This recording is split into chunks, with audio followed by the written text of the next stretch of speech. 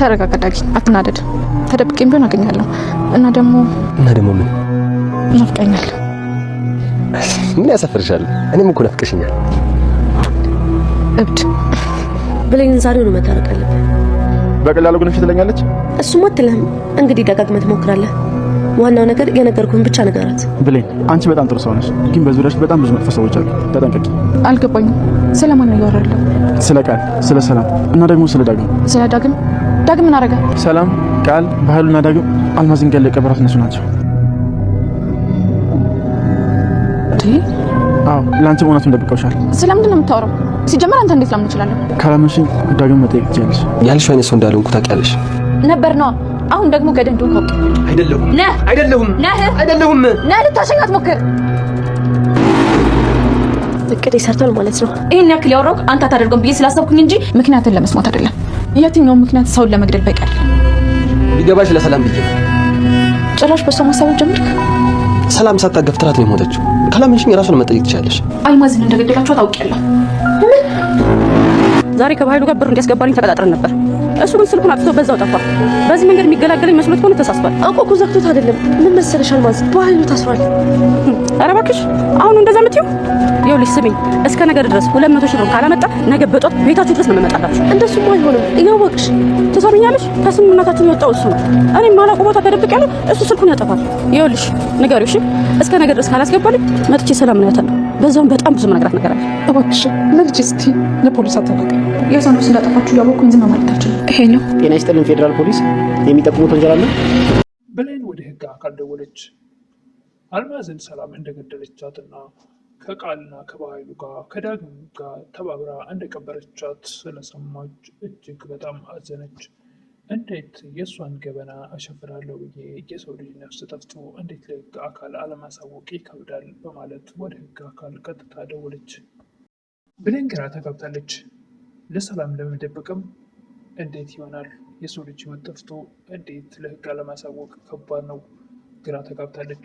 ብሌን አሳልፋ ሰላም ትሰጣታለች ወይስ? እስቲ ቪዲዮውን እስከ መጨረሻው እንከታተል። ሰላም ጤና ይስጥልኝ ውድና የተከበራችሁ በመላው ዓለም ያላችሁ ኢትዮጵያዊነት ተወላጆች እግዚአብሔር ይመስገን ደህና ነኝ። አደራ ክፍል 25ን አብረን እናያለን። በኃይሉ ወደ ወይዘሮ ገነት ቤት ሂዶ ለምንድን ነው አርፈሽ የማትቀመጭም ብሎ ሽጉጥ ጥላዋ ላይ ደቅኖ እሷም እጅግ በጣም ደንግጣና ግራ ተጋብታ እባክህ አትግደለኝ ትል ነበረ። ትማጸነው ነበር በኃይሉን።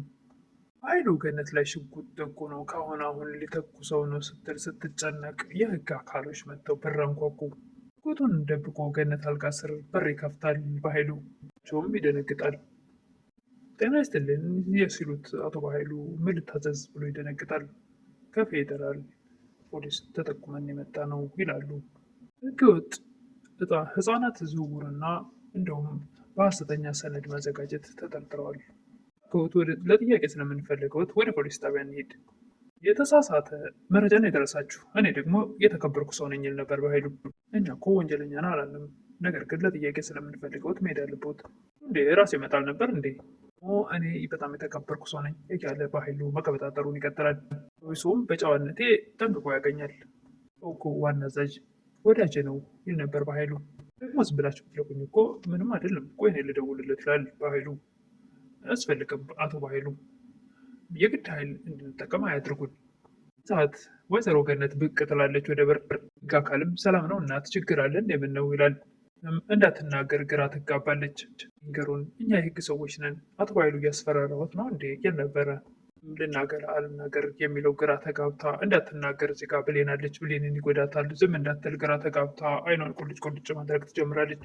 ዳጊና ብሌንም የባለፈው ክፍል ላይ ጥሩ ጊዜ እያሳለፉ ነበርና ወይዘሮ ሰላምም ወደ ምርመራ ወስዷት ወንድሟ እዛ ስለነበረች ስላልመጣች እትዬ ስለኛ ስላወቀች በጣም ተበሳጭታለች። ዳጊ እንዳትጠጋኝ ትል ነበረ ብሌን ዳጊን ወደ እሷ ሊቀርብ ወይም ደግሞ ሰላም ሊላት ሲፈልግ፣ ገነትም አሁንም ግራ በመጋባት እዛው አይናቸው ፍትት ፍትት እያደረጉ የህግ አካላቶችን ያው ነበር። ሌላኛው ደግሞ ቀጠለ። እባክዎት እናቴ ለምንድን ነው መብራት አያስፈልገውትም? ችግር አለ ይንገሩን በግልጽ። እናት ብሌንም በማሰብ ምንም ችግር የለም ትላለች። በኃይሉ እፍ ብሎ ይተነፍሳል። ልትናገር ነው አሁን ሽጉጥ ደግነውብኝ ነበር አለች። አሁን ብሎ ሲጨነቅ እናቴ በኮትን ፈርተው ከሆነ አቶ በኃይሉን ዞር ላድርገውና በግልጽ ለእኔ ብቻ ይንገሩኝ ይል ነበረ። በኃይሉም አረ ምንድን ነው የምታስጨንቃት? ልጠይቀኝ መጥቶ ነው አለች አይደል እንዴ? ገነትም አሁንም በሰላም ነው ችግር የለም ሊጠይቀኝ መጥቶ ነው ይላሉ። የብሌን ነገር እያሳሰባቸው እንግዳውስ እንግዲህ እንደዛ ካሉ ማዘር ምን ይደረጋል? በቃ በቶ በኃይሉ እንሂድ ይላል የህግ አካሉ።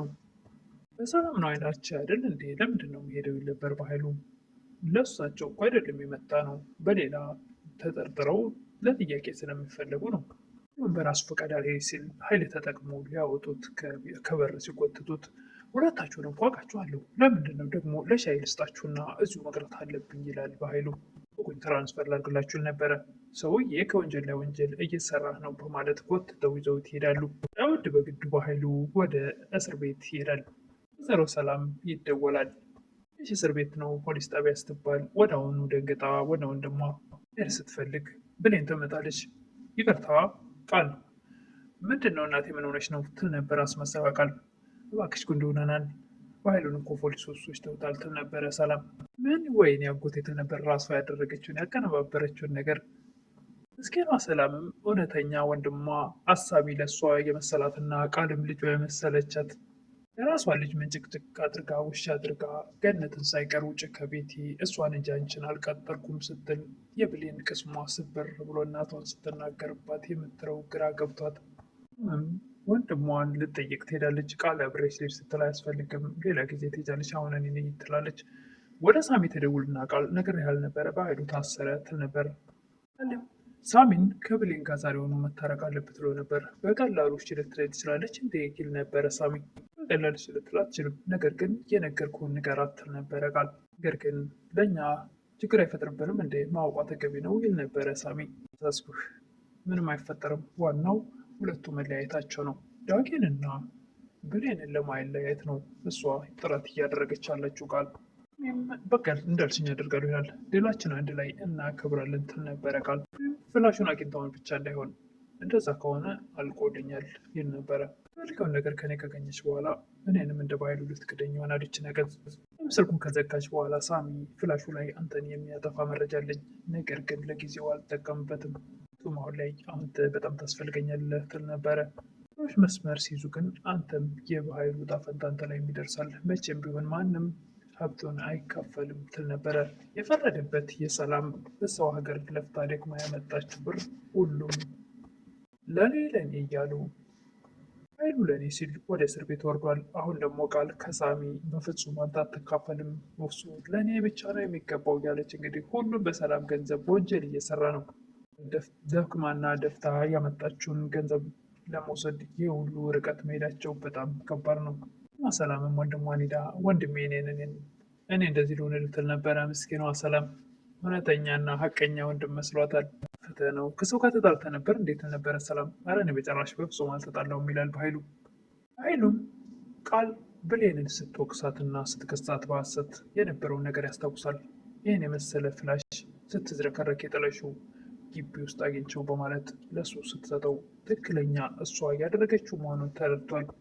ይቺ ውሻ ልጅ በረሮ ሰራችልኝ አይደል እያለ ቃል ስትለው የነበረውና የሰጠችውን ፍላሽ ያስታውስ ነበር በኃይሉ። ቃሎችም ሰዓቱ አልቋል በቃ ይሉት ነበር። ሰላም ማናት እሷ እንደዚህ ያደረገችብህ? የሰራ ወንጀል አለ እንዴት ነበር? ሆን ብላኔን ከጠላቶች ጋር ልታያይዘኝ ነው እንጂ ነበር በኃይሉ። ሳሚ ቃል እንዳዘዘችው ወደ ብሌን መጥቶ ይቅርታ ለማለት ይጠይቃል። ብሌን በቀላል ይቅርታ ልትለው ስላልቻለች የሆነውን ነገር ሁሉ መጥፎ እንደሆኑ በዙሪያው ያሉ ሰዎች ቃልና በኃይሉ ዳጊ፣ ሰላም አልማዝን ተባብረው ገድለው አርቀው እንደቀበሯት ይነግራታል።